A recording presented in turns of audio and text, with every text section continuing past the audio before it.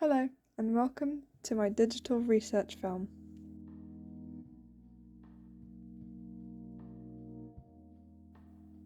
What if I told you that this project began with an activity where I sat down and I listed 10 things I wanted to try. From the 10 things, I selected 6 and I split them into 2 groups. From that, I made 2 ideas.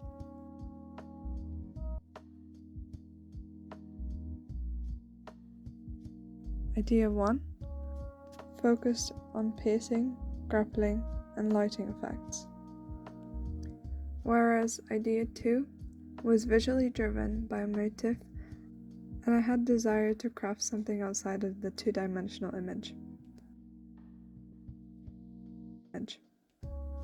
I knew I wanted to create an installation piece of work.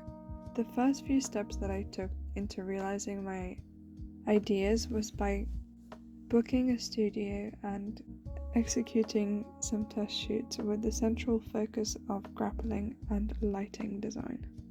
The lighting for this set was inspired by a Dutch painter and printmaker from the 17th century. Rembrandt lighting consisted of an angled light coming from the side directly facing the model, which was hung slightly above the person's head, as the key frame was to create a triangle-shaped highlight on the opposite side of the face. The technicality is quite simple of this setup, as it can be achieved with only one light source.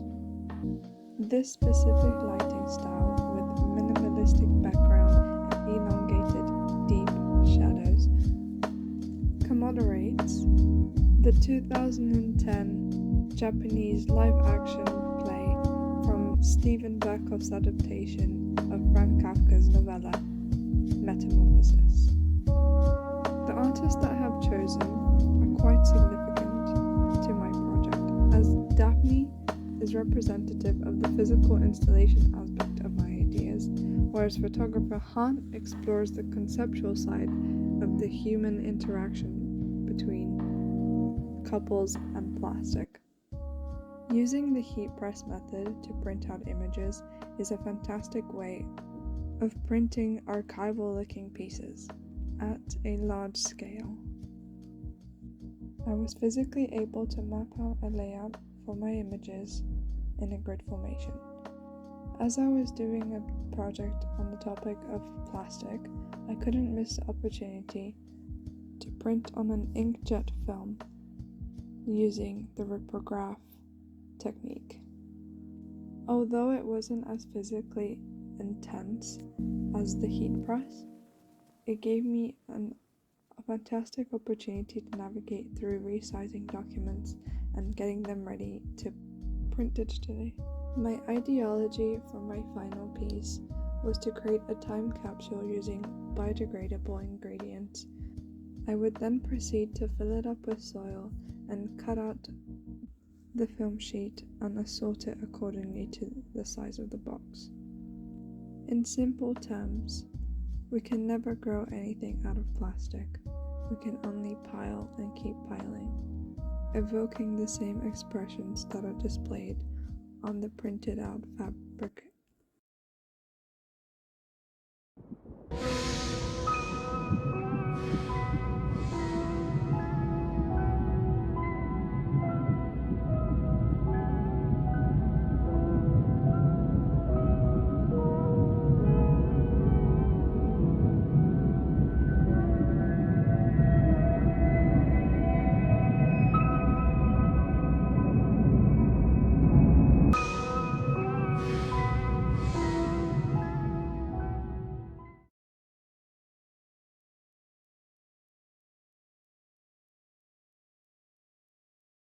Background.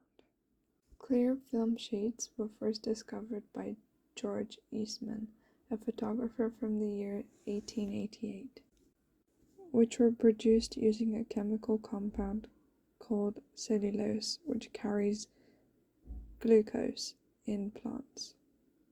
Their molecular structure consists of polymers, which are many chains that repeat over and over again.